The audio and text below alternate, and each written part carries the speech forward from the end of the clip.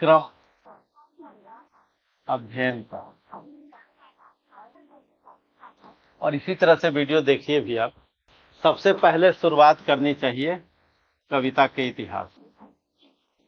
ये चूंकि आसान पक्ष है, किसी विद्यार्थी को सबसे पहले कहाँ से शुरुआत करनी चाहिए? कविता का इतिहास। और कविता के इतिहास में जो पहला चैप्टर है वो क्या है? आदिकाल। तो आदिकाल पे 5-6 वीडियो होंगे, देख लिया। फिर दूसरा चैप्टर है भक्ति काल। भक्ति काल ये प्रथम पत्र में है, और +4 कवि ये द्वितीय पत्र में। ये दोनों को एक साथ पढ़िए, ऐसे ही वीडियो दिए गए। ये कविता खंड 1 में होगा, है ना, ये दोनों। फिर तीसरा क्या है? रीति काल, और इसके साथ फिर बिहारी। तो ये, हाँ, ये खंड 1 में होगा, है। फिर खंड 2 में भारतेंदु योग, द्विवेदी योग, फिर छायावाद। और छायावाद के 2 कवि प्रसाद और निराला, इनको साथ में पढ़ जाइए, ठीक है। फिर उसके बाद प्रगतिवाद।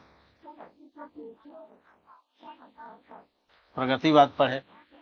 प्रगतिवाद को और समझने के लिए फिर नागार्जुन को पढ़ जाइए, नागार्जुन को समझ, ठीक है। फिर इसी के बाद कुरुक्षेत्र पढ़ जाइए, इसके बाद दिनकर को पढ़ जाइए। फिर उसके बाद मुक्तिबोध,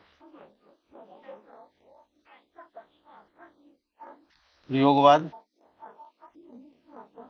नई कविता, और ये पूरा। और फिर प्रयोग, मुक्तिबोध, हरज्ञ, ठीक है।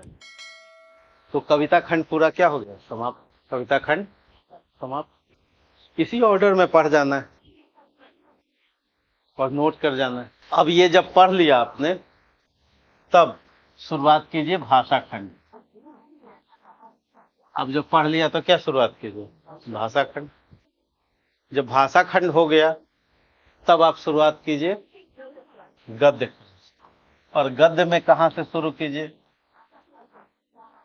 गद्य खंड में नाटक। गद्य खंड में क्या पढ़ना चाहिए? पहले नाटक, तीनों नाटक पढ़ जाइए। फिर उसके बाद कहानी और उपन्यास, और फिर निबंध। कोर्स समाप्त हो गया क्या? हाँ, तो नाटक सबसे पहले पढ़ा, फिर कहानी, उपन्यास, और सबसे लास्ट में। सबसे कठिन क्या होता है? ठीक है, तो इसी ऑर्डर में पढ़ना है।